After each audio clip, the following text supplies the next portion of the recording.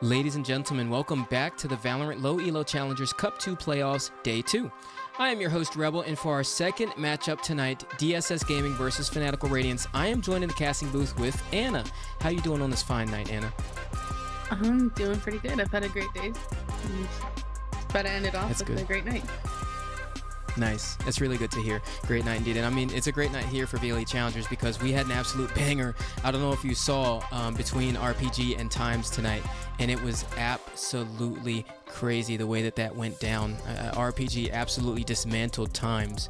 And it was really good to see. And so we're seeing the bracket being a little more decisive here, but the matchup that we're getting now is DSS Gaming versus FANATICAL Radiance. What's your prediction on this one? So for me, I think that I'm going to have to give it to DSS. They look really good so far. And yes, FANATICAL Radiance also looks good, but we also have to take into account, you know, they did lose against ULA, and they're running an entirely different roster today. Yeah, which is definitely a curious thing. So let's talk about that for a second. Different roster. Now, in the past, what we know about FANATICAL Radiance is they started this tournament with a very decisive win against Equinox Esports, but they went down to Ultralight Academy in a very close series the second time around. Now, we didn't get to see FANATICAL Radiance play their decider match against Alter Ego because Alter Ego had some last-minute scheduling issues, but we don't have super recent data on them. It doesn't feel like it, but FANATICAL Radiance's last matchup that we actually saw was almost a month ago, which is October 27th, and it's November 22nd now, so they've had a lot of time to prepare for this matchup against DSS. And you mentioned the roster differences here. They don't have Quincy tonight, and we know that he is their star duelist, so that's a bit odd from the looks of it because he's a pivotal player. They're actually bringing a completely different squad crafted from their main and extended rosters. What do you think about how that's going to play into their game today? Do you think that this might be intentional, there might be something big here, or it's just due to the schedule? What do you think this might be about?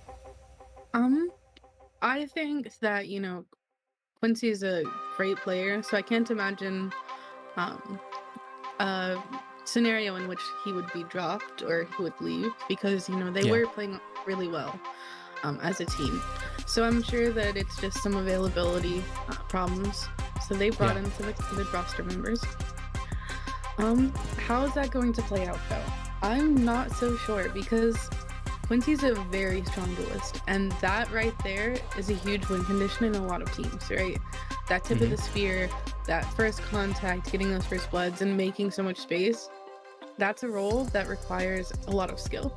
And we have some players today that we've never seen before.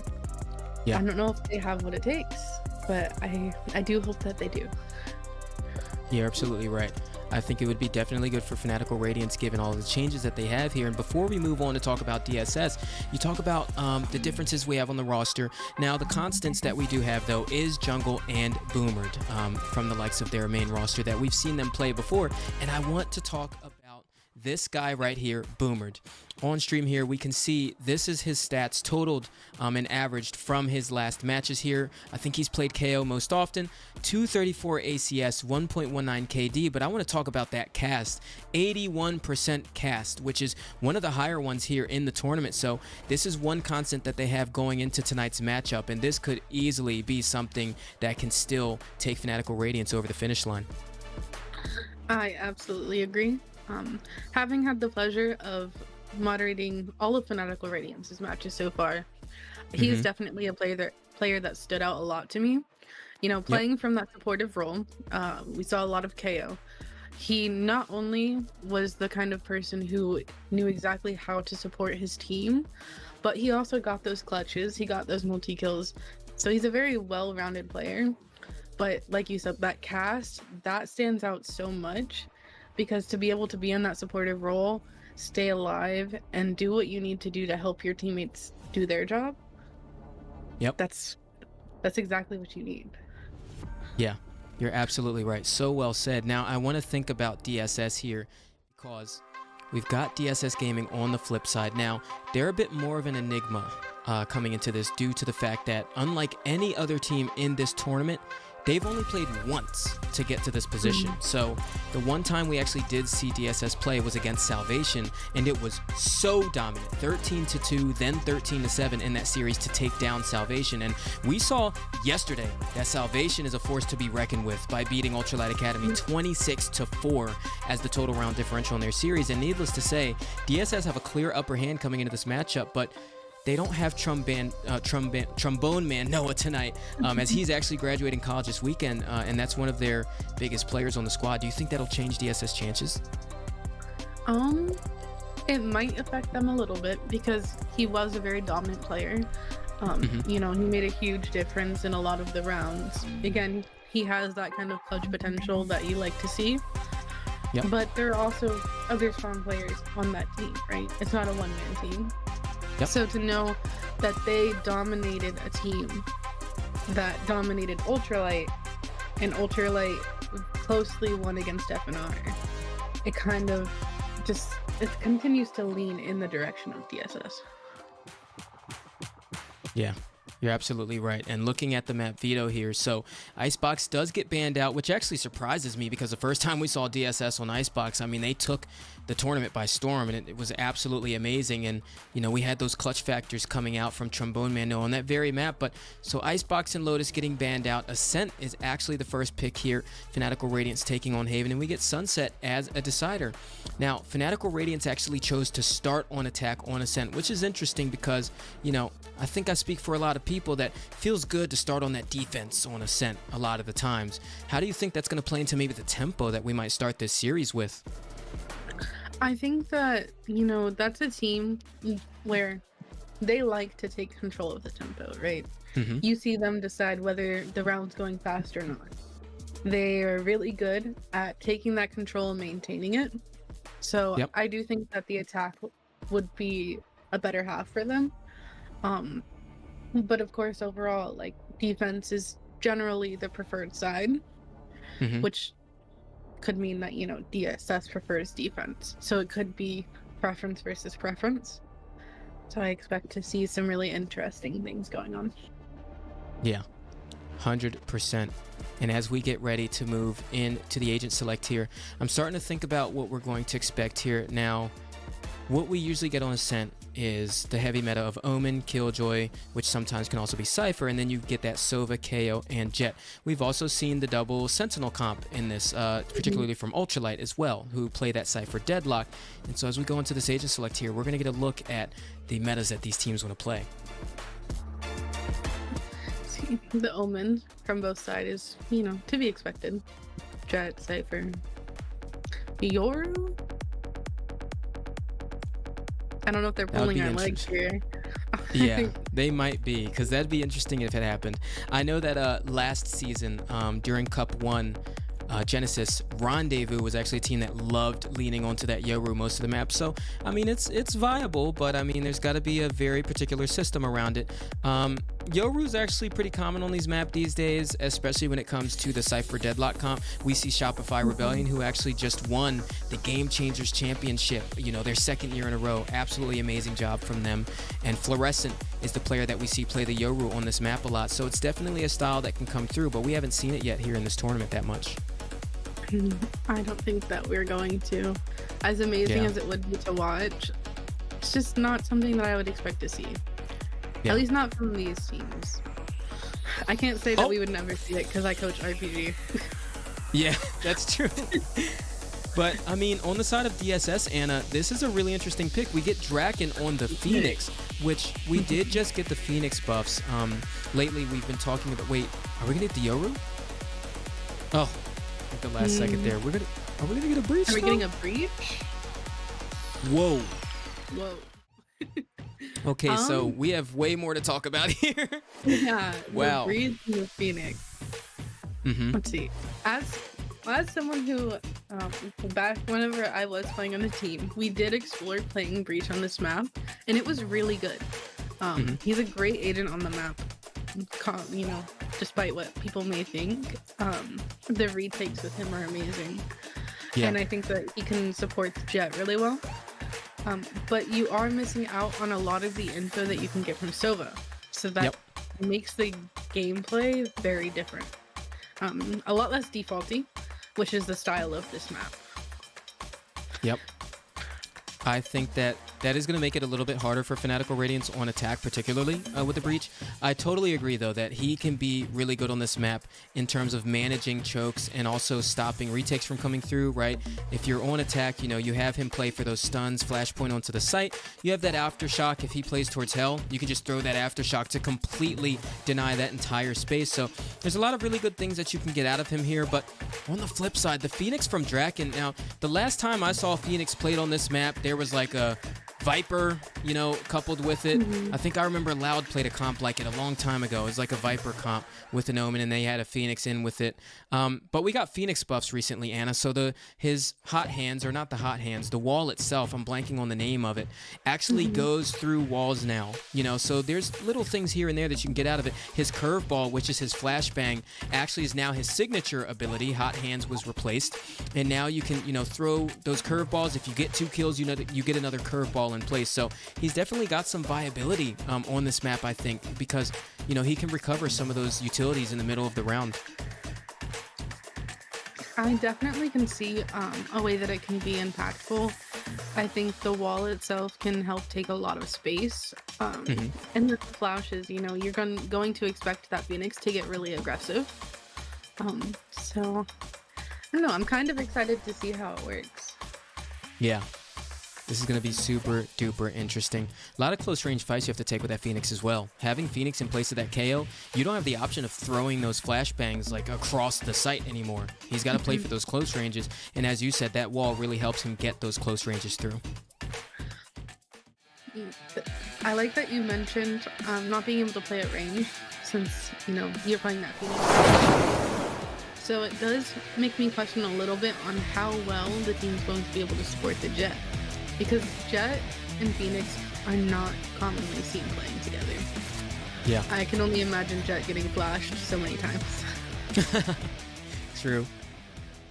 And as we move into the map here, are starting things off with this pistol round with a very heavy presence over towards the A site by Fanatical Radiance. DSS looking to lock things down, though. Frost bunkered onto the site, and Hunter here with the support. So far, it's very slow from both teams.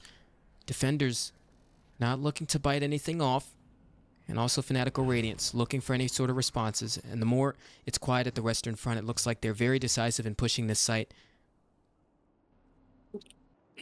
They're very patient. Here we are. Comes right on through. Blood Hunter.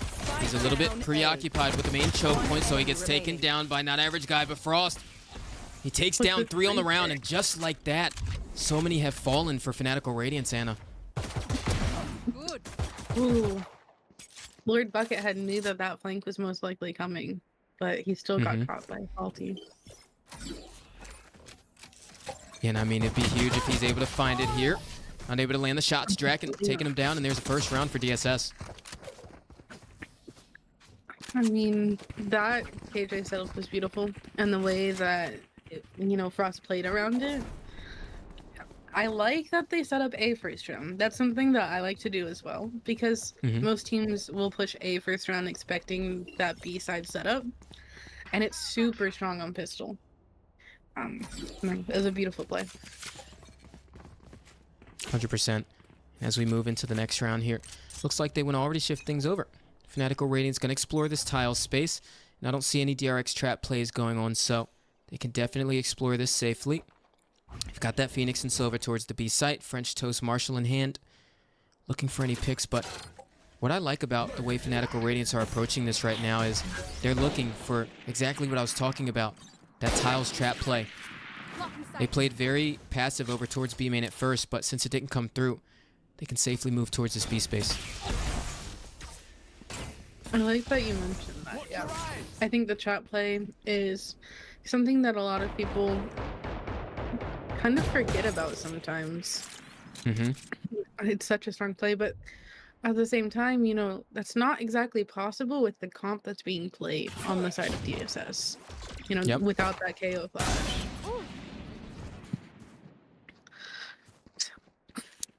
It's a nice pick, though. Tiles. Yeah. And And they already have to faulty as regroup well. here. No eco damage either so far, Anna. And DSS still have all standing. FNR really need to get some damage in 30 here. seconds left. And they're pushing back into another killjoy setup, which they should be aware of because they didn't hear anything toward B. Yep. And the thing is, too, with no KO left on the side of Fanatical Radiance in this round, they can comfortably play onto the site. Paranoid comes through. It's a bit early, but still able to capitalize. And the Shrouded step onto the site. He gets punished off from it so far. No damage done. Fanatical Radiance all dropping to the hands of DSS. Yeah. All dropping to the hands of French Toast. Yeah. I mean, there was a little bit of damage that came through. Jungle was able to get just enough to force a little bit more of a buy, but overall they just did not do enough that round. Yeah. It does look like the hit's leaning toward B. I'll show you scary So, which is something that I think I would like to see. Maybe try to bait out that util from Phoenix. Mm-hmm. Yeah, I mean, DSS have a really strong bonus arsenal here as well. I mean, they can definitely run away with this round here. This is the second time we're getting French Toast with a Marshall over towards mid. Still a lot of presence tiles by Fanatical Radiance, but on this first buy round for Fanatical Radiance, you have the KO defaulting himself towards A. You want to explore this mid, but look at French Toast. I mean, the further they get up towards this cat space, they have to ask themselves the question, once the smoke dissipates, is there anyone that has those sight lines on us? And that's pretty soon here. There it is. Smoke goes down. Alarm bot in hand, looking for that close range position. French Toast posted up on the angle. They're so aware that that's where he plays. Gets taken down by Faulty Luck. And now they've got to regroup into this on the side of DSS. Cross is... ahead. He seemed aware that someone was most likely going to be pushed up there toward Garden. Started running away, but I think he's coming back. 30 seconds Yeah, left. and this is interesting. Like full spawn by the whole team, by Fanatical Radiance. Flash comes through, but Draken not able to land Spike down. all of the kills with the Odin. Lord Buckethead going for the fight, but he's playing it a little safe. Look at where Frost is, too. I mean, it's a complete crossfire, yeah. 10 seconds left. They've gotten completely forced out of their positions. And the strong bonus by DSS comes out on top. No time for Boomer to get that spike plant. So there it is. Third round on the board for DSS. I liked the idea, I think, taking the mid space, but they really need to make a decision there. You have your KO push up an A main, and you have the knowledge that there's a Killjoy and an Omen on A site. You killed Jet mid. Figure out, what do you want to fight? Do you want to fight that Killjoy, or do you want to fight the Sova and the Phoenix?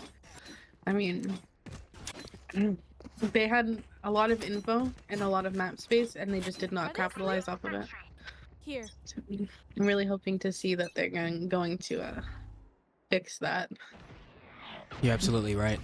And we actually get the operator in the hands of French Toast this round as well. He just posted up on those long angles. And I love how early DSS try to get this weapon online. And Draken with the Odin. So actually both duelists for DSS have very heavy weapons in hand.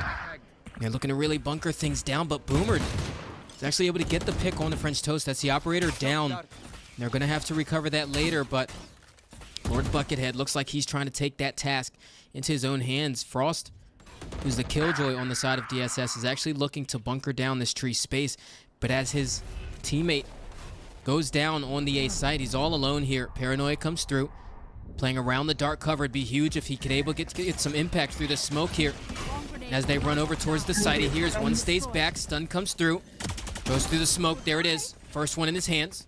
Tap of the spike goes down, but they reposition off the back of it. Draken all the way through there. Curveball goes through the Odin landing, and there it is. A complete cleanup there. Draken with 3 on the round, and DSS converting yet another round.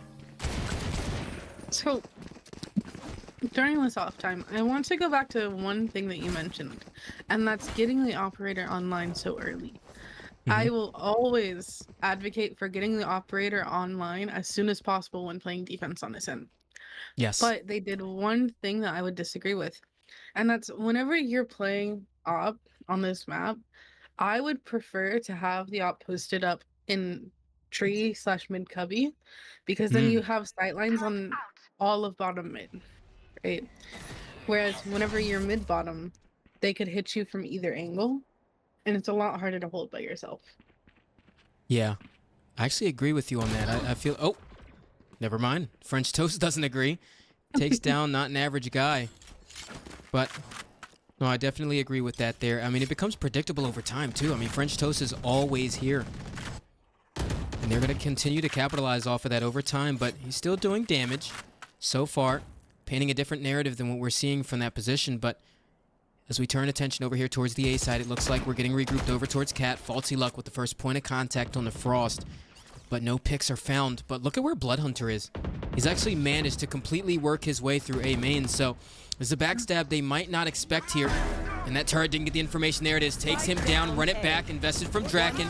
Odin in hand, curveball going around the site, drops down, but Boomer in a separate position here, going for the clutch. Takes the first one down, but Lord Buckethead with a quick swing.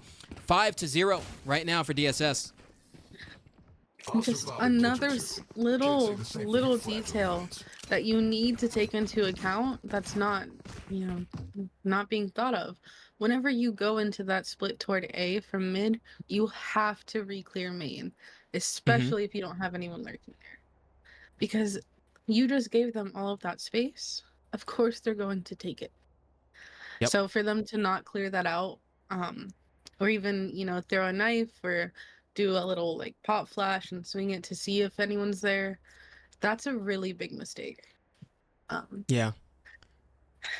I'm going to be honest. I feel like the fact that they had the sentry there, though, made that just a little bit more obscure, right? Because I totally agree with you. Every time you go towards A, if you have nobody towards main, especially that Sentinel player, right, that's going to get like a late push there. If you don't have that presence, you have to go re-clear it. But I think that they were relying on the fact that the sentry got no information. But I will say on the flip end, though, I think Bloodhunter played it very well because he heard that turret, right? He was getting ready to peek it, but he realized if I peek this turret, it's going to give them information that I'm here, so he doesn't peek it, and he goes there. So I think on the counterpoint, it might just be well played on Bloodhunter's part. You're most definitely right. I think he did play it very smart as well. So a little combination of them not fully, re-clearing it, and then Bloodhunter just playing it well. We actually have the null command online here. My ultimate is ready. But they are in an eco, so I don't imagine that they're going to invest that here. Oh. The lockdown, though. Yeah. That's definitely a curious decision here. Eco on the lockdown positioning, but here it is, Draken. He's trying to make a difference. Does come through the smoke, curveball in, but Ana, he takes one down, but gets traded immediately. Spike planted. And he just gave an Odin to the hands of not an average guy. And they're coming into this retake here. Frost is done well. Paranoia comes through. There it is, landing right onto the back of it, and DSS have completely capitalized off of their positioning there. Fanatical Radiance not able to bunker things down. They didn't even play off, and that's a 6th round in the row for DSS. You failed. Now sleep. I mean, that retake was beautiful.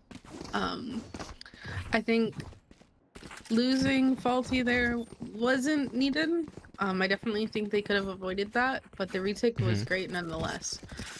I love that they waited and they flooded from both sides at the same time. So that's the kind of thing that you like to see when going into a retake, right? They're disciplined. 100%. So, looks like a default coming from the side of FNR. I like this. I like that they're splitting up a little bit and, they're playing it a little slower. Here. Cover going out. You actually have that breach jet over towards A. In this default here for Fanatical Radiance, looks like they want to get a bit of a different look here. And as you said last round, they do have access to that null command, but presumably didn't use it due to the fact that they were on that eco. Now they have access to it still on this rifle round. Flash comes through. It's like a Boomer solo play here at B main. Looks like he's trying to pull rotations, but they're just not budging.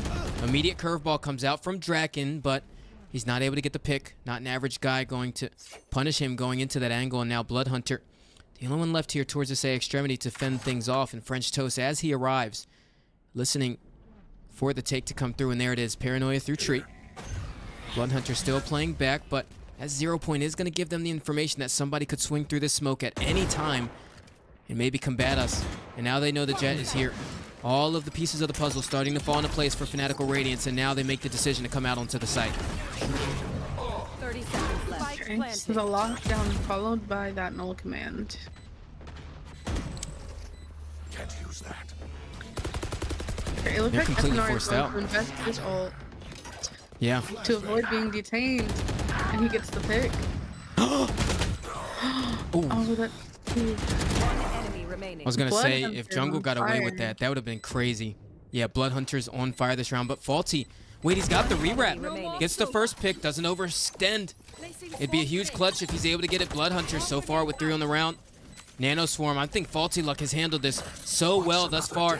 Going on the half, he's sticking it. He's sticking it. Ooh, but there it is. Gets taken down at the last second. And there's the first round on the board by Fanatical Radiance by a very small margin. I mean, that's gotta feel good for them, especially for Faulty there. You know, getting that first round on the board, that's got to be a boost of motivation. For DSS Bloodhunter, that was a wonderful round from him. But the way that Faulty was able to draw out the time, that was textbook, you know. I mean, I wouldn't have played that any better myself. Yeah, that was nice from him. Get out of my way. All right, we've got French Toast over here towards mid 1 again. Posted up with the Vandal. Similar look from Fanatical Radiance this time, actually. Actually have that Jet and Breach over here towards the A. One way this time.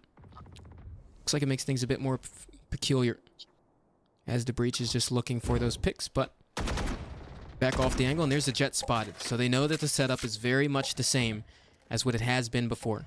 You see them regrouping over here towards the B space to try to navigate into this mid round.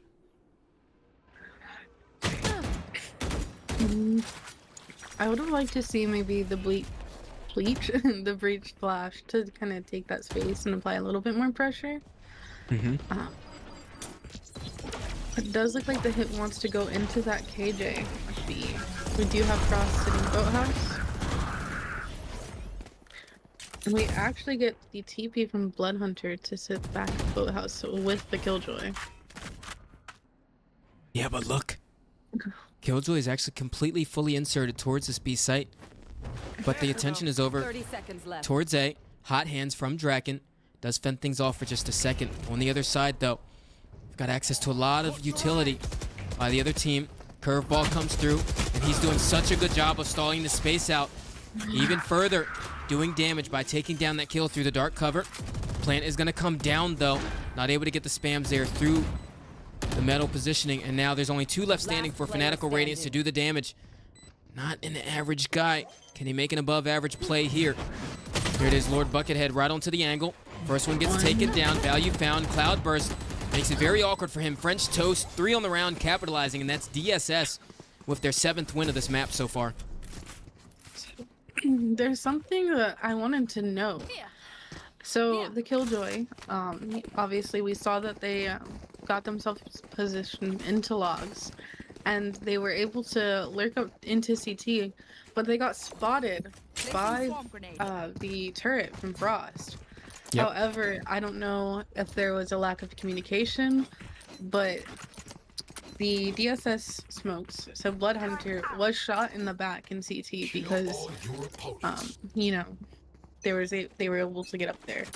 I don't know, just the lack of communication, I think, from that turret. I think you're definitely right, yeah.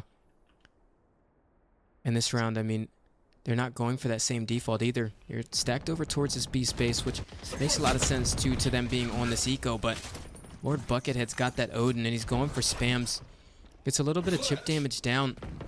Flashes right through. Boomer at actually the tip of the sphere this time, but Lord Buckethead completely shutting that down. And now they've already got to regroup.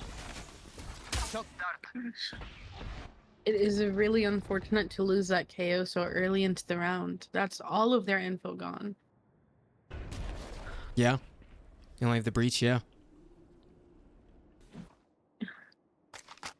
It looks like they want to stick to the original plan of hitting this A site, but I don't know how this is going to go for them. Yeah, and I mean, this time on B, they have the Killjoy utility as well, so Take flight. it's going to make it a lot more difficult to come into this, but Aldrone comes through, clears towards the angle. A little bit of a delayed shot there by Jungle, but oh my goodness. He actually accidentally kills the breach while he's trying to spray Jungle. Puts him down to 39 HP still, though. Comes out towards the site. And there it is. The setup is through. And he just gets completely obliterated by the Nanoswarms. Lord Buckethead with his third of the round. And DSS still looking dominant to remain this lead. I mean, that Killjoy Sova setup, very common through a lot of meta comps. I mean, you have that lane setup, and then you have that Sova playing for spams. It's really hard to get a hit straight through B main. It's not something that I think I would ever suggest doing. I would rather a split push, maybe do a smoke in bottom mid and flood through there toward that Jet, because you know the Jet is the solo player.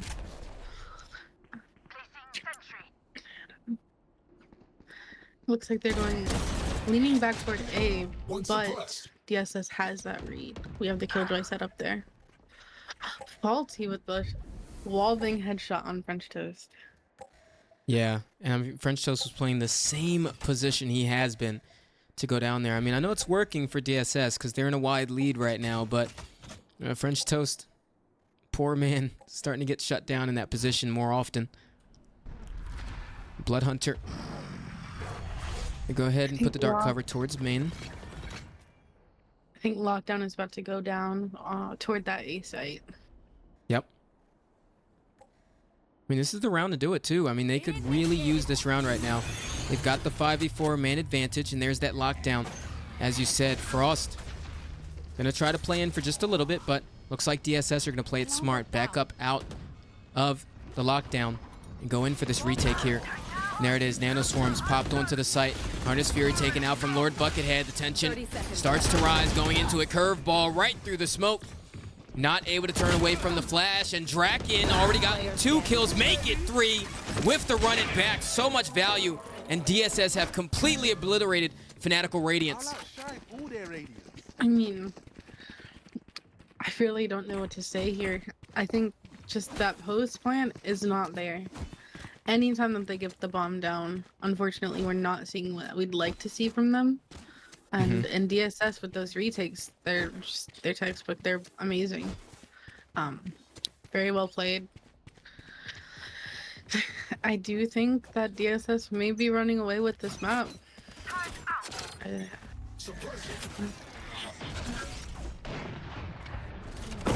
Ooh, but French Toast has got the operator. This time the Paranoia invested. Look at how much they want to spend to get him off this space. Even the fault line and 2 flashbangs actually expended onto this, but he's gotten away scot-free here. There it is. Blade Storm comes through. He's actually able to get 2 off of it. Goes down to the fragment of Boomer, though. A little bit of a post-death kill there, but right now 2 left standing on both sides, and Ana, it's not looking good for Fanatical Radiance because they're so low.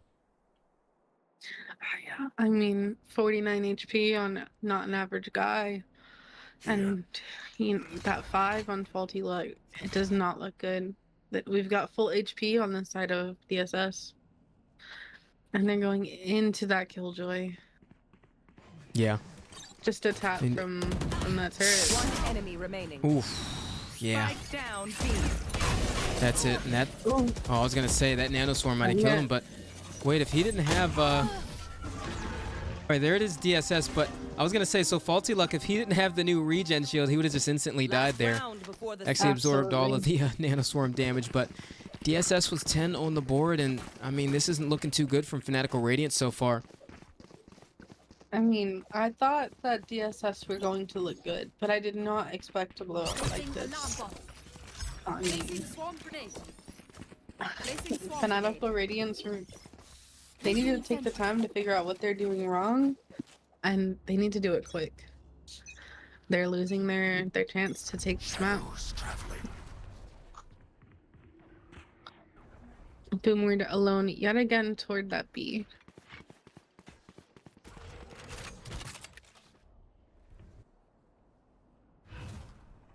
Bloodhunter. Cover going out.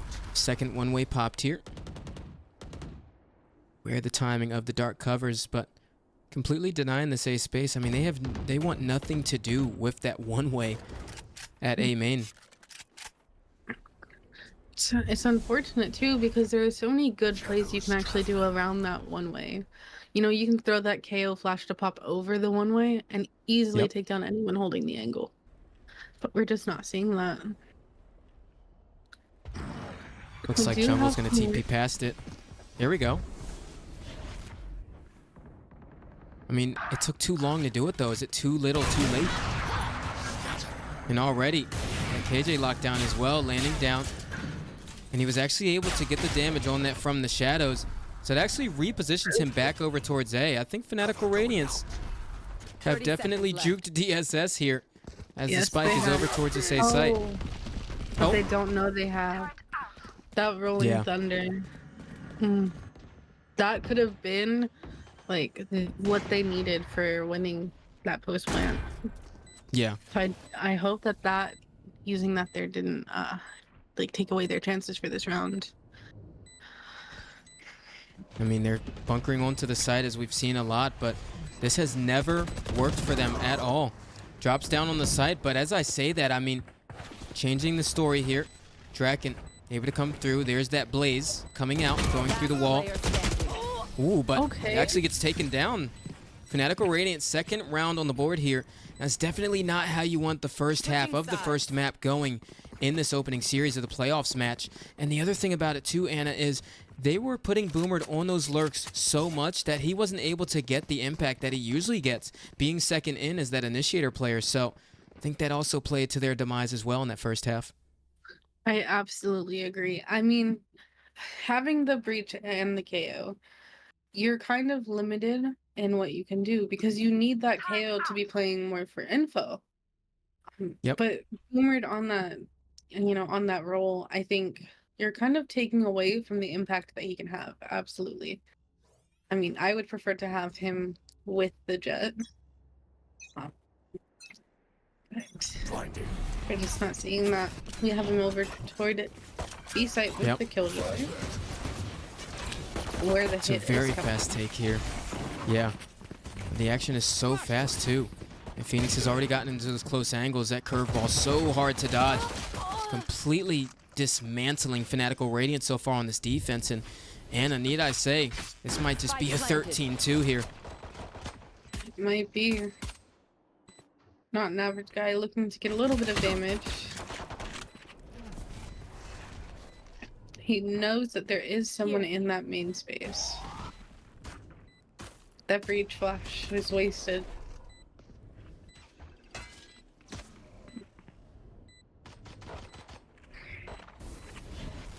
They're so scared of this B main position though. That is literally completely denying And the retake.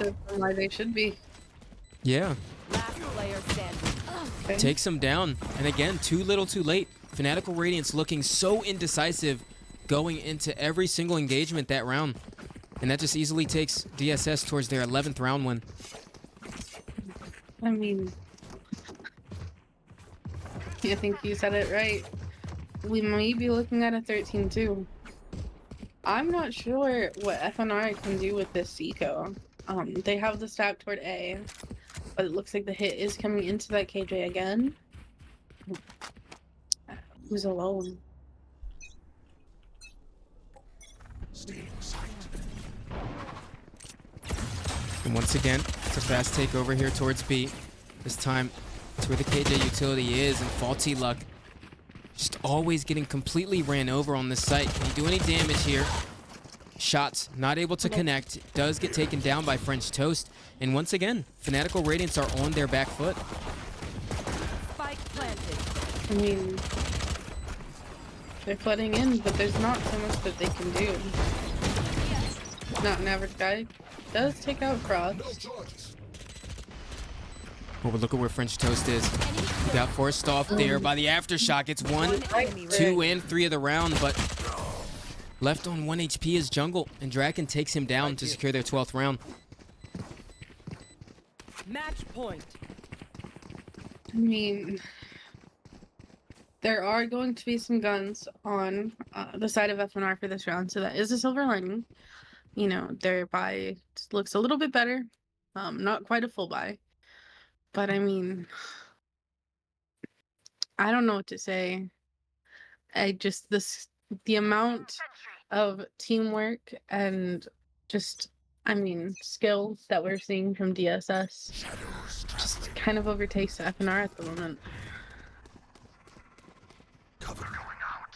Yeah, and what I love this round is actually Bloodhunter throws the same paranoia that he did the last few rounds and puts one dark cover towards market to simulate that they're actually going to do the same B hit. So that forces so many rotations out from Fanatical Radiance, and now they have the A site for free. Absolutely. Although, I not an mean, average guy.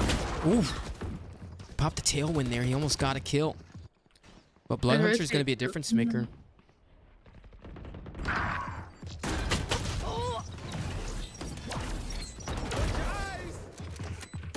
Last player standing.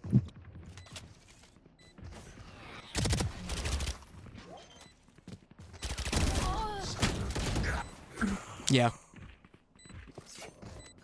there we go. That's the third round for Fanatical Radiance. However, they did lose got 2 your back. guns, Just, you know. which is really, really unfortunate there. But on the side of DSS, I think they got a little cocky. They had guns, but they still bought up that round. They thought that they could take that round away. So now we have French Toast with no gun. However, he does have knives.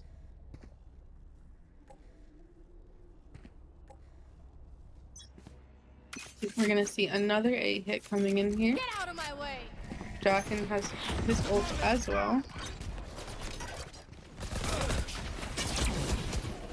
Draken to run it back. It's that similar B hit that we're used to seeing thus far, but this time Faulty Luck actually left standing, able to get one pick. Shadows Not able to get another though. And so the job is almost done here. DSS looking to gain the lead in this series off the back of this round right now. Jungle and Not an Average Guy will have to come up huge here to make this happen. Only a judge left in hand. Gonna recover the Phantom though. Owl Drone getting no information. And as they start to approach towards this site, you see a little bit of utility coming in. But they always take so long in these engagements to move forward. Here they are. Over towards stairs now. The peek comes through from main. He's pushing through, but I mean, once again, they're completely stopped at their own doorstep. Draken not able to take down Jungle, but does he even have time to win this and defuse? He just doesn't. Completely taken down, going through the smoke. 13-3 on map 1 for DSS. That I got a little bit of a flashback there. I think it was Fanatical Radiance that lost a series because the final round, Jungle used a TP when he didn't need to. And that just kind of gave me flashbacks towards that. I mean, there's almost nothing to say about what we saw other than the fact that DSS are still DSS without Trombone Man Noah. They look really good, and what surprises me though on the flip side, Anna, is we've seen some decent performances from Fanatical Radiance, and so it just surprises me that they leaned on having a completely different squad tonight, because that seemed to actually not work out in their favor. I agree. I mean, Not an Average Guy. He did pretty well. Faulty Luck, my bad. Also, you know, he did decent. He had 4 first bloods, just 1 behind French Toast. So he was getting a good amount of impact there. Unfortunately, not able to hold down this site as well as he could. But you know, you see Jungle, Boomer, and Choding use Fox just not giving us the gameplay that we need from them. Yeah.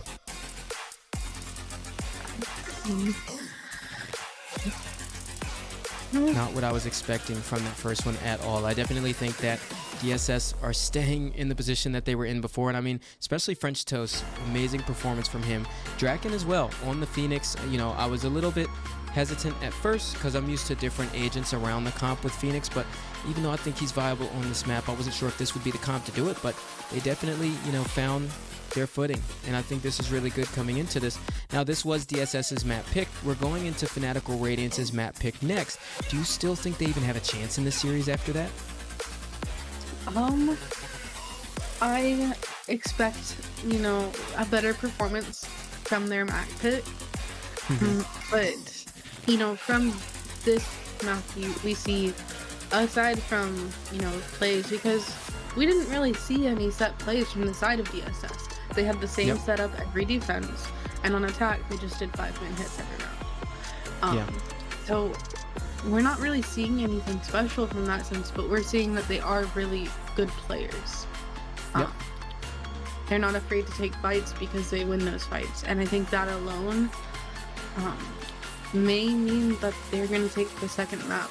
You know, they may take the map pick away from Fanatical Radiance. 100%. Well, with that being said, we will find out after this short break. On the other side, we'll get into Fanatical Radiance's map pick. We'll see you then.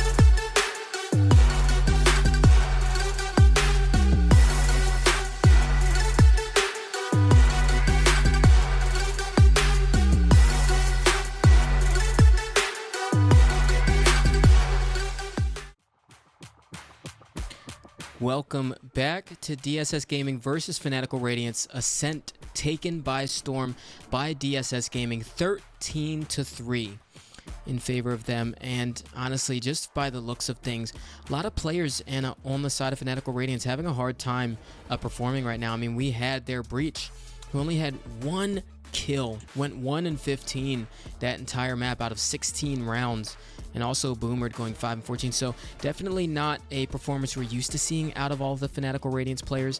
I definitely think with the change that they have in the roster, I see a lot of systematic differences in the way that they're approaching the map.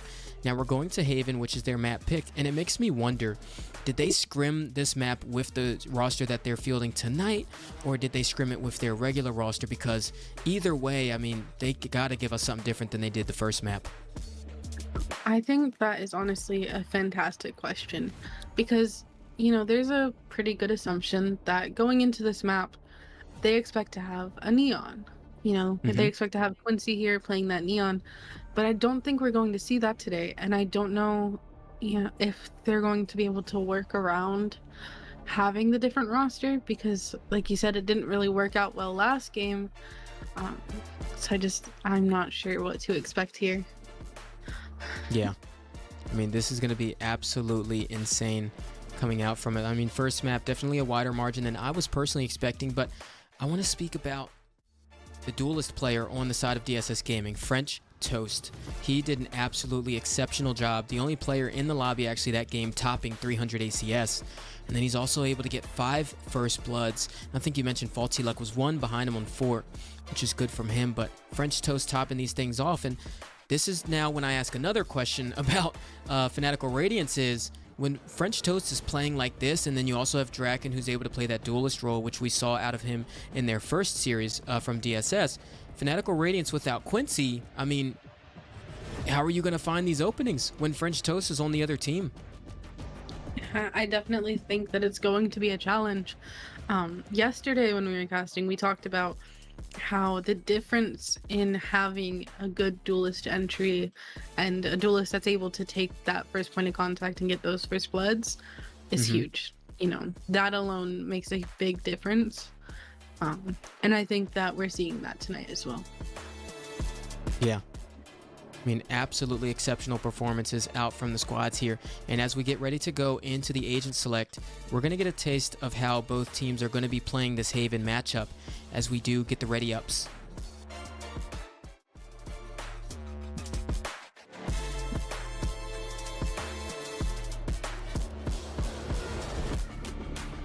Right. Here we go. Into the agent select.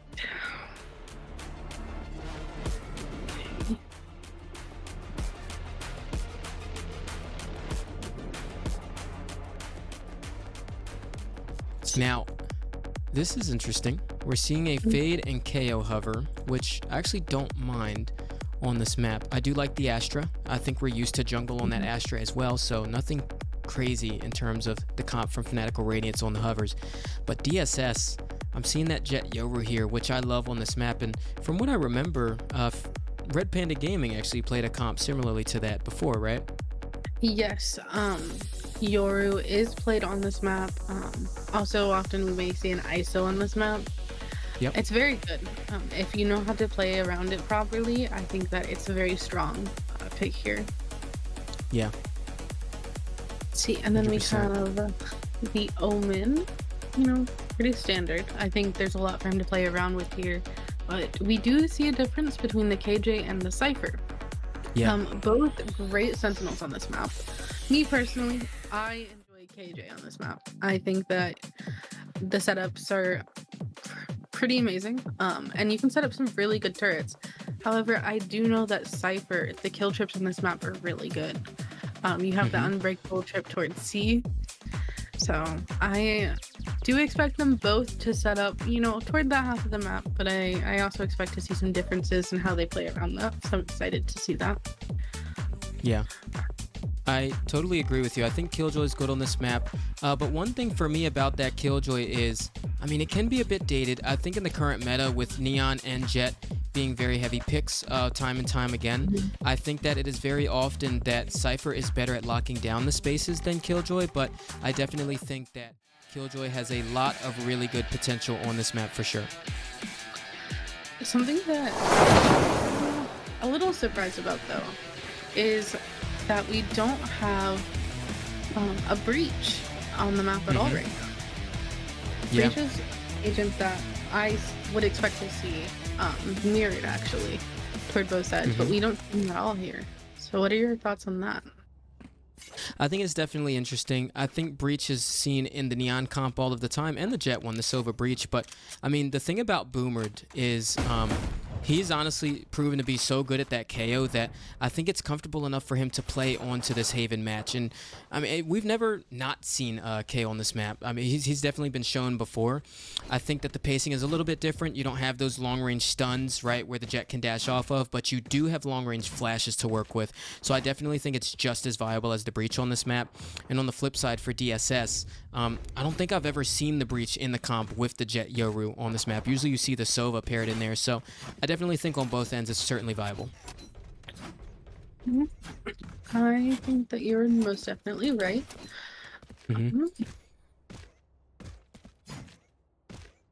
So I'm really interested in seeing how this Yoru is played. Yeah. Because I have pretty high expectations. Obviously, I see it a lot coming from Bando, so Yeah. I know they Here might we give are. me some ideas. They might, yeah. Especially Draken. He's really good in that duelist role. You know, already. DSS looking to start things off hot towards this B site. There it is. Jungle completely caught out. Boomer looking for the trades. Does get two of them. A lot of value already taken out of that. Done very well so far. And he has done his job. Spike Faulty luck. planted. Over here towards C. Link. You do have that Sova Jet pairing over towards A Link, but this is exactly what they're exploring. Frost and Lord Buckethead trying to go for the damage, overextend just a little bit to go into it, and Frost actually takes him down. Shot's not able to land. Draken with the flank onto the Yoru, but Faulty luck left by his lonesome to go for the clutch here. Right now he's looking for the angles. He has the 1v1s, but Lord Buckethead hits the headshot before he can even react, and DSS win the pistol. I mean, Faulty luck hurt him there. So it's a little too slow on that peak, but a great try. I mean, the round was great from both teams. A great B take, but the shots, specifically coming from Boomer, you know, that was really big impact. I'm seeing what seems to be more hope for Fanatical Radiance coming into this map. Yeah. Because that round alone was significantly better than a lot that we saw last map. You're right, yeah. And here we are. Moving into this second round. Looks like Jungle wants to play onto the site again, but he doesn't have any sight smokes to help himself out. Flash completely obscures his vision. And Fox able to land one down, but two trades coming out immediately. And I actually like this from Fanatical Radiance. We got a counter force into this, but they get taken down by the Bulldogs of DSS, and that's a second round converted. Something I really liked from that round was the high-low that was being held toward that CT space. Unfortunately, they did get blinded by that Yoru, and they did get traded out after their pick, but I like to see that high-low. I like to see that teamwork. And I think that if we see more of that, they definitely have a chance to walk away with a few rounds. It does seem like the hit is coming toward that A. You've got Draken up front. However, he is suppressed. So, kind of playing around that Astra move.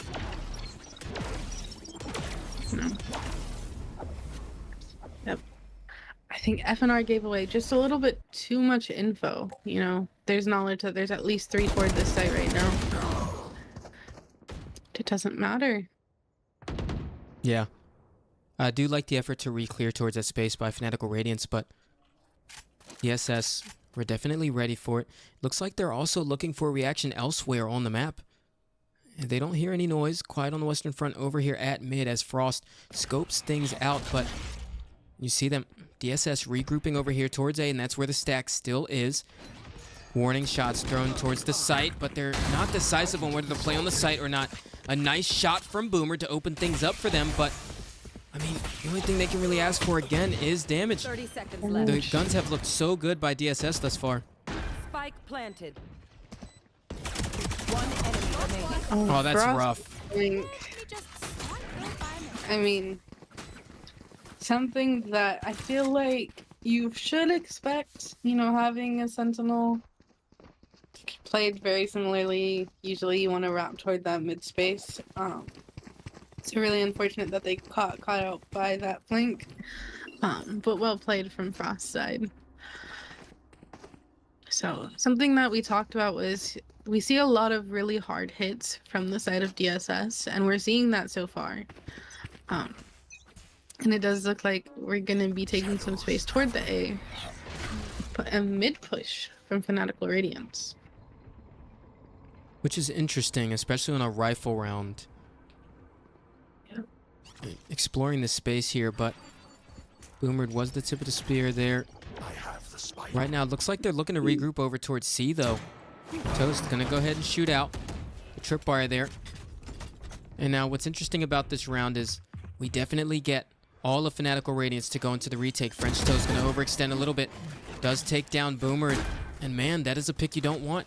No flashes or 0 point to come into the retake for the side of Fanatical Radiance. Not ready yet.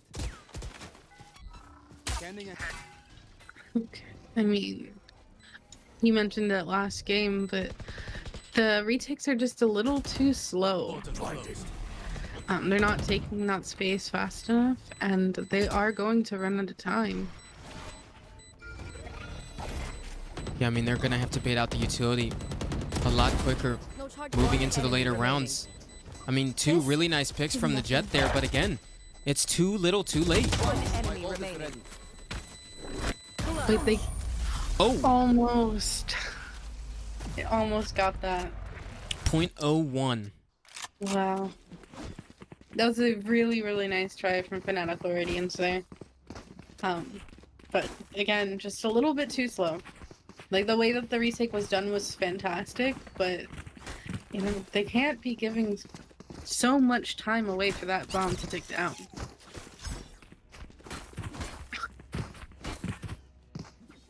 Let's see. Looks like a mid hit coming from DSS.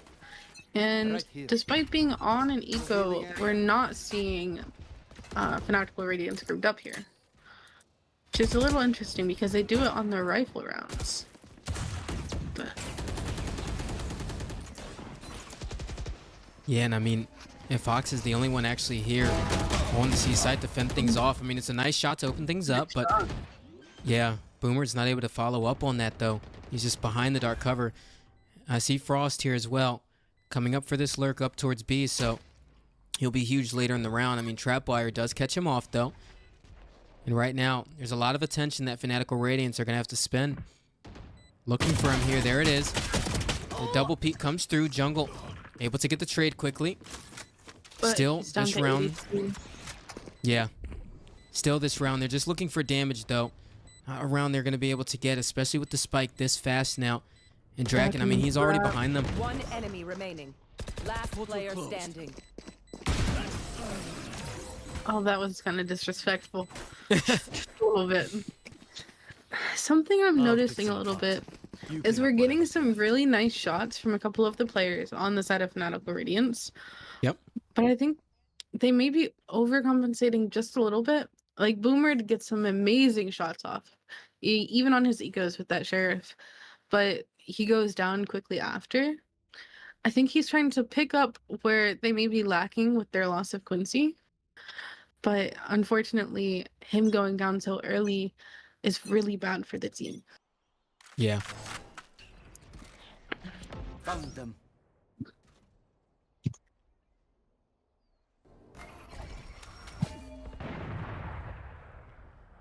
Astral start, placed towards front B. Once again, Jungle playing such an aggressive angle right now. Who's next? onto the site. I mean, the trap bar is placed for Shaquille O'Neal, so he is going to have to stand here. There we are. Tate comes over towards C. Dimensional Drift comes right out of it, but French Toast opens things up, and Bloodhunter following up towards Garage. And Jungle actually did get that pick over towards B, so they don't have to worry about Frost being that thorn in the backside now, but, I mean, Bloodhunter has traded positions, essentially. He's over towards this garage space, one that you always have to re-clear when you go into the retake. He gets picked off. Oh, yeah. Yep. And they have an operator too, Anna, for Fanatical Radiance. They're going to have to use this to their advantage at some point. Maybe take some A main fights. Maybe have him posted up C long.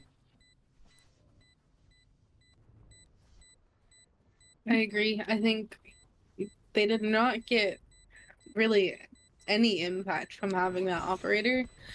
And if they want to, they're going to need to do something a little bit different. I need obscuring vision. Okay. I almost think doubling up the jet and the Cypher towards C could be good for them.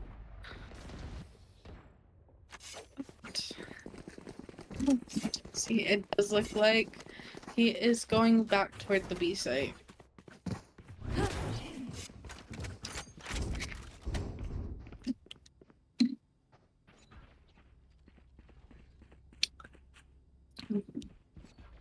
No.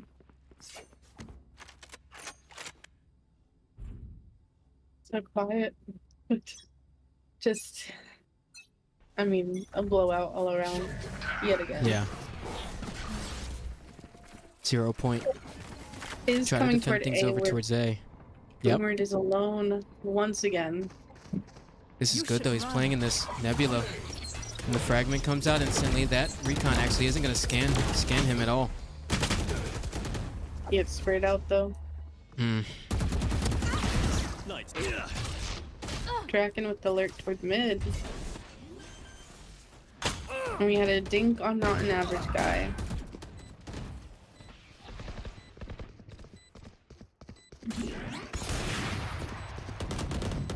I mean, he's only down to 23 HP. I'm not sure if he's going to be able to save this operator at all, but Faulty Luck looks like he's trying to take matters into his own hands. Neural Theft comes through. Left on to 70 HP. Still 25.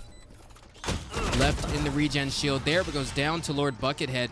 And that's 7 in a row already for DSS. Now, Anna, I don't want to take any credit away from DSS for how well they're playing right now, but at the same time, there are just marginal errors by Fanatical Radiance right now. I mean, I see so many rounds where Jungle is just playing alone on B, but he's literally out in the open, and there's all just this round alone. Like, there's times where he literally walked out of B and not even looking and checking the corners. So there's a lot of micro issues coming out from Fanatical Radiance, and it almost means DSS, it's like the equivalence of somebody walking into your crosshair minus you actually swinging them and getting the kill, which has a higher skill ceiling to it, right? I just feel like Fanatical Radiance are walking into DSS's crosshairs right now.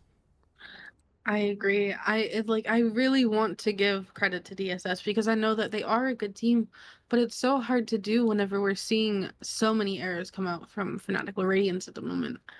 I mean, every single fight, it's okay, was that a nice shot from the DSS member, or was a Fanatical Radiance member just not playing how they should be?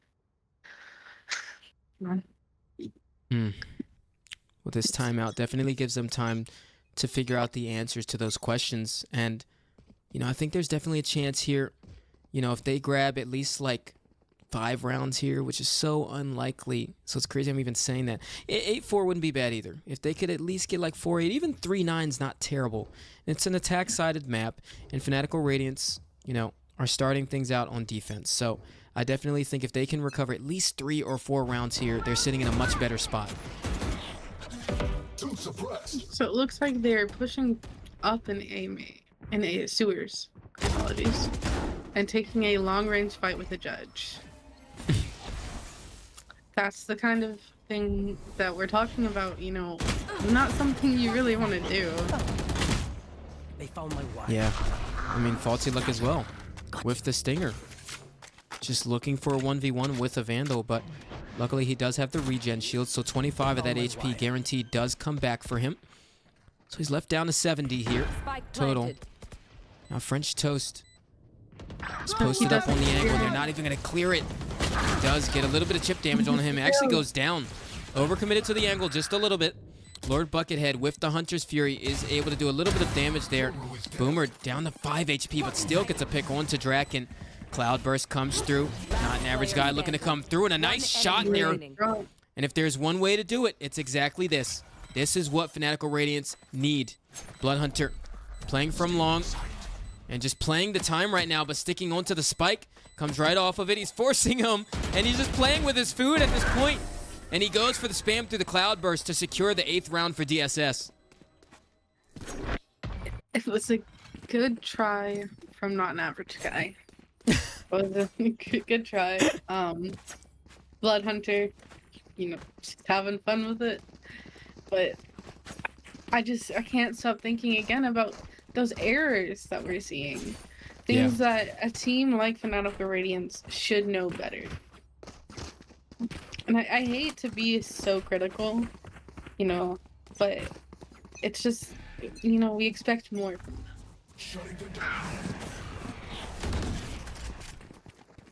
This time, DSS getting ahead of the punch from the 0 point there. Ooh, French Toast wins that opening engagement out. And Ana, for the first time, I feel like I'm saying on this map, Fanatical Radiance may be able to get a chance into this one because they have that Hunter's Fury to deny that plant. Fox getting 2 with the Hunter's Fury. That forces DSS on the back foot. That might be what they need to get their first round. Not an average guy does have an op. I think I'm gonna see him drop the op. Oh! It doesn't matter. Schrodinger's Fox. Already 7 times the amount of kills he had last game. And the impact, the difference in the impact between the games is huge. I mean, unfortunately on that breach we weren't able to see much from him, but the Sova is, you know, it looked really good right there. Yeah, 100%. I mean, but I don't want to take any credit away from Fanatical Radiance for getting their first round win, but it took heroics to finally grab that round. So, I mean, at some point, we're going to have to see a convincing systematic change in the way that they're playing this map. And once again, Jungle into his Nebula, gets taken down. Schrodinger's Fox looking for that 2K again. Spray transfer, not able to land this time. Lord Buckethead also taking out the opposing Sova. And now it's just Boomer and not an average guy left in a 2v4. He's just looking for him to TP there, but he doesn't give it to him. Little cheeky work from him there, but Aldrone come through, clear things off, and Boomer, he just gets deleted. Now not an average guy with the Operator looking to make the difference. Does take down Draken, but I mean, you've got an Operator going into a B retake on Haven against 3 players on DSS. I mean, the likelihood is so low, and there it is. Lord Buckethead taking him down, and that's round number 9 for DSS. I actually wanted to piggyback off of something. The fact that their round one so far, this map was a heroic, and their first round one last game was the same. Yep. Their first round one was entirely on the shoulders of Faulty Luck. So, there's some decent rounds coming from individual players, but as a team, they're just not giving us, you know, what we want from them. They're not giving us what we need in order to see them beat DSS. And at this point, it also looks like Fanatical Radiance are relying on the cheeky plays here to get things done. Both Nebulas invested by Jungle to get a precarious position here. Looks like Frost actually didn't even spot his leg either. And Jungle, not aware of the timing of his Nebulas, is forced out into the open, but Frost waiting to get the kill there. Faulty Luck only has a shorty to deal with this here. French Toast trying to go on the wider angle. The shots were so labored from Faulty Luck, he wasn't able to take them down. Goes down to the Bucky, and Boomer looking to capitalize here, but the shots are all over the place. And DSS Gaming running away with their 10th round win of this map so far. And I mean, this is just not the kind of showing that you want in your first game of the playoffs, Ana. I agree. I mean, how many times have we seen them dry swing, hold solo, try to make a hero play, and it just doesn't work out in their favor? Yep. You would think that so many rounds into the series, Goes here. they would do something to That change it. goes there. And they do have a coach over there. So I mean, they've called the timeouts, but there's been no change coming out of them. Nowhere to run. And once again, there it is. Using the Yoru ultimate to get the information. Dimensional Drift paired with the Hunter's Fury there. Well done from DSS.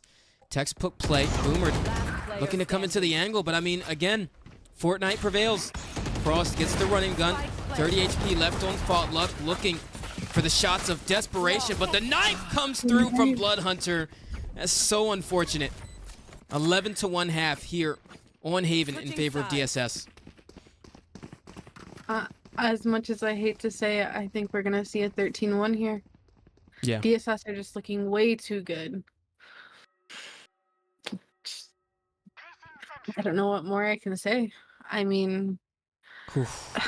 I hate to fill every round with talking poorly about what we're seeing from Fanatical Radiance. And there's not much to say about DSS. I mean, it's undeniable that they're playing really well. Yep. Just an unfortunate matchup. Yeah. But we still have 2 rounds. They could win this pistol. We're seeing a garage hit coming from them. They do have the space for free.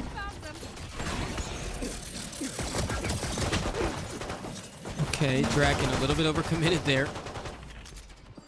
Goes right through the nanoswarm to try to get the pick. Spike planted. Oh, that paranoia. It landed onto so many players. And the knife. Oh no. Yet again. That's the second 2 rounds one. in a Yeah. row. That is so unfortunate. Not ready yet. On the flip side, there's always a lower We bracket. can end it now. Yep.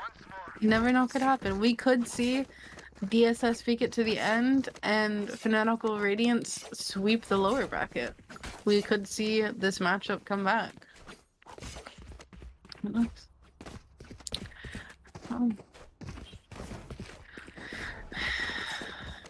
I definitely think based off the pick'ems as well. I mean, DSS were obviously heavily favored in this. In fact, I'm not sure if there was a single person that has Fanatical Radiance winning this one, unless it's a Fanatical Radiance player. Cover going out. So that's fair. I think. Yeah. I said it in the beginning. Like, as great as Fanatical Radiance looked, it was pretty undeniable that DSS were most likely going to walk away with this. Yeah. You know, because they swept the floor with ultralight. Last player standing.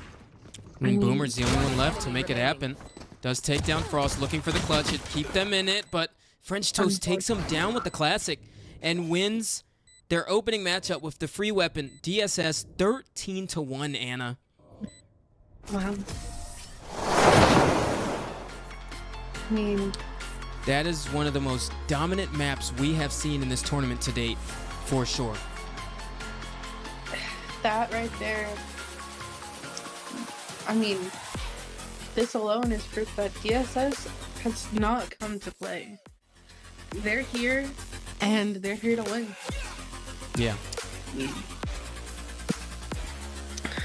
French Toast yet again taking the top of the leaderboard with 5 first bloods. Wow. Yeah. And I mean, there's a lot of players on this side of Fanatical Radiance that just couldn't find value. Once again, I mean, pointing out, I mean, Jungle had so many errors that game. And then we also saw Boomer, who just wasn't himself, you know, without his usual duelist by his side. And then, you know, Faulty Luck found some value here and there, you know, holding the sights and also on his lurks. But I mean, it just wasn't enough. We also had a really nice round from Schrodinger's Fox as well. That 4K that he had gotten the first 2 with the Hunter's Fury.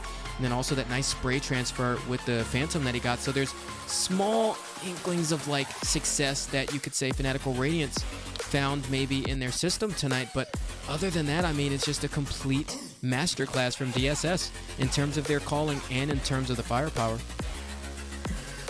I mean, I couldn't say it better myself.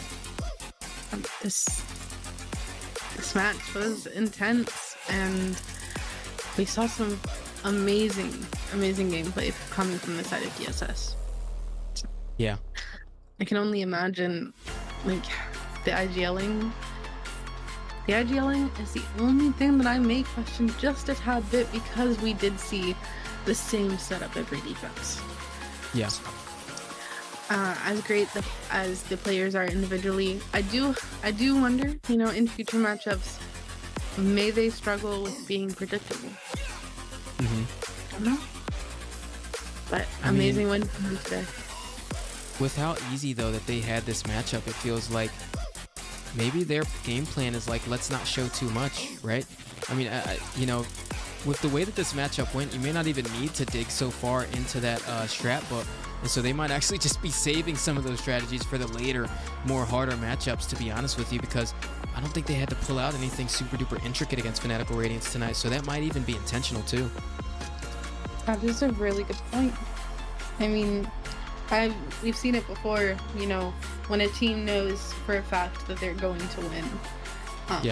They play a different comp, or they just run it down because, you know, they don't want to give away too much for the enemies that will be a challenge. Yep. No? I think that definitely worked out in their favor. And I mean, Draken is still Draken. He's doing Draken things. You know, had a bit of a quieter map this time around, but I mean, how many rounds did he really actually have realistically to even find impact? So French Toast coming out on top though, once again on the leaderboard as our match MVP here in the #1 spot. 306 ACS, 66 econ rating, 5 first blood. So definitely an exceptional performance by him on this map and in the series overall, to be honest. French Toast has shown some really good things, and I believe Frost, if I'm not mistaken, is the player that came in place of Trombone Man Noah. And so also seen, or it might have been Blood Hunter. I'm blanking on it right now, but whoever came in for Trombone Man Noah definitely showed up tonight, because I don't think there was a single DSS member that I can say underperformed tonight. I agree. I'm not entirely sure which one was coming in tonight in place of him either, but regardless, whoever it was, you know, they did their job and they did it well. Yeah, 100%. Now, coming out of this matchup, Anna, I want to talk about the future here. So we're done with tonight, and obviously Fanatical Radiance moving down to that lower bracket. Now, Fanatical Radiance are going to be going up against Celestial Titan in their round 1 lower bracket, which, I mean, I feel like that's a hard matchup. Even though they got obliterated by Minji, I definitely feel like that is a hard matchup for sure still. And then for DSS on the flip side, that means they're moving on and they're going up against Minji. Any predictions on DSS versus Minji? That's an interesting matchup. I mean, I think it's pretty clear that DSS is most likely going to walk away with that one. Okay. I think it'll definitely be closer. But I do see DSS winning that one. Yeah. I mean, they looked really good, and Minji, you know, they did a lot better than we expected yesterday. Still not the most amazing performance. They did well, but you know, whenever you compare it to a team like what we just saw, I'm not sure how much of a chance that they have there. Yeah. No, I totally agree. I think so. Minji is still, I've been so undecided on Minji since the beginning, because I know that on their team, at least I know they have decent players, right? We know Nakamura, you know, who's the duelist, a great duelist, to be honest with you. And I think that he's not talked about enough. I think he's one of the top 5 duelists in this tournament, to be honest, out of all the ones left, in the way that he's able to perform. He's up there, in my opinion, with players like Wildex and Izumi in terms of the amount of impact that he's able to get in that role. So I definitely think that Minji have something to work with there in that regard. I also think that leadership-wise, I've been a little bit 50-50 on that. I'm not super duper convinced that in terms of their prep work, there's any super intellectual things coming out of their gameplay, but I think there's silver lining for Minji. But if you're going up against French Toast and Draken in the form that they were in today, I mean, I totally agree with you that DSS could easily walk away with that matchup. I like that you mentioned Nakamura, because he definitely is a great duelist. And you know, we do see some other players on Minji that have great impact whenever they do play. But in terms of just the skill set that we see, you know, team-wide, unfortunately, I do think that DSS is a little bit higher there. Yep. But I could always be proven wrong.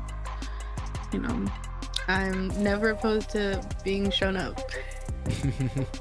Yeah, and I definitely think that a lot of folks pick'ems living real good tonight. Red Panda Gaming, the heavy favorites in that matchup against Times, winning out tonight 2-0 fashion against Times. And then also on the flip end, DSS Gaming coming out on top of Fanatical Radiance. Now, we talked about the Minji versus DSS lineup, and before we end things off tonight on this playoffs day 2, I want to just pick your brain apart about the Celestial Titan versus Fanatical Radiant matchup and dig a little bit deeper on that narrative. So, Fanatical Radiance, I'm assuming that maybe after how tonight went, they're going to get Quincy back into the mix to make sure that they have him. When you're going up against Celestial Titan, you're going up against Pillow Fort. And I mean, you cannot have the performance that you had tonight if you're going up against players that confident, and also Celestial Titan, who seem to have a decent system in place with Parks in leadership, right? And so it begs the question, you know, how do you feel about their chances if they do have Quincy back? See, this is a hard one because Celestial Titans, they're kind of in that middle ground. Like, you can't really tell if they're a great team or if they're like a mediocre team. Obviously, Pillow Fort is an amazing duelist. I would say that Pillow Fort is, again, one of the top duelists that we've seen. But we also know that Celestial Titans have struggled quite a bit throughout the tournament so far. And going into playoffs, you know, again, I think we mentioned it yesterday, you're facing harder teams. So Fanatical Radiance, I think if they do bring back their original roster, they should win that with no problem. But if they go into the game with a similar lineup like we saw today, where I think they may be struggling with roles, you know, having to play different comps, potentially not having the synergy that they're used to, I could see Celestial Titans taking that one. Okay. Yeah, that's a really good take, actually. I agree with everything there. I definitely think that if Fanatical Radiance looked the way they did tonight, that's definitely an easy win for Celestial Titan, but on the flip end, for sure. If Quincy comes back into the mix, because I also think Quincy's up there in terms of duelist. I mean, now that I think about the duelist player, we have a lot of really good duelists in these playoffs, actually, amongst all these teams. Times as well. Yeah, and then you also have the Keo on that roster, who's in the initiator role. So all these teams, I think, have pretty decent layers, but I mean, they have to keep it the same, though. And that's one of the things that you are battling against when it comes to deeper runs in a tournament like this one is consistency. If you have consistency that you've built in your group stages run, and you have a certain roster that works for you, why change it? We've seen quite a few changes from some of these rosters, and it worked to some of their demises, and some of their rosters, it worked in their favor, and Fanatical Radiance tonight definitely did not play out that narrative. So I definitely expect to see them bring Quincy back into the mix for that going on. The other thing, last question I want to ask you here about Celestial Titan, though, is they have Shizu into the mix, and then obviously we saw some big marginal errors coming out from them in their matchup against Minji. And one of the things that I mentioned during that cast actually is, you know, was Shizu the answer for this squad? We know Shizu's a great player, right? He's a great individual player. He obviously has great mechanics, and, you know, need I say, he has adjusted to his new role so well. I think he looks great on Sentinel, I'm not gonna lie. But the issue that I have here is Parks was the one that actually, you know, took himself off the roster in order to leave room for Shizu. And I feel like Parks, you know, while yes, he isn't the main IGL, I feel like Parks definitely gave some good mid-rank, because I hear his ideas all the time. I've had the pleasure of speaking to him privately outside of the games here and pick his mind apart about how the game works strategically. And they're missing that in Parks, because I don't think that Shizu necessarily contributes that to a roster as a player. And so do you think that that might be one of the main reasons that Celestial Titan is struggling right now? I think that you could be right in what you're suggesting. I think Parks is that kind of person who can take the lead, the brains behind the operation, whereas I feel like Shizu, I think he would perform best whenever he's like just told what to do. Like, he has the aim, but in terms of like knowing what to do going into a round, figuring out what's going on the other team and how they may be thinking. I'm not entirely sure if that's something that he has, the most skill in.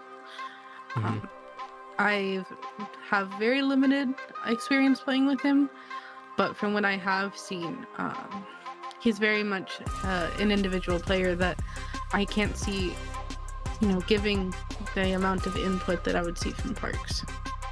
Yeah, totally agree. Well, we are going to find out later, but on Sunday, actually, we're going to be getting the round 2 upper bracket. So we're actually going to see the Minji versus DSS, the Red Panda Gaming versus Salvation on Sunday. And the next week is actually when we're going to start that lower bracket. But folks, we will see you on Sunday. That ends things off here in VLE Challengers Cup 2 playoffs, day 2. And we'll see you next time. Bye.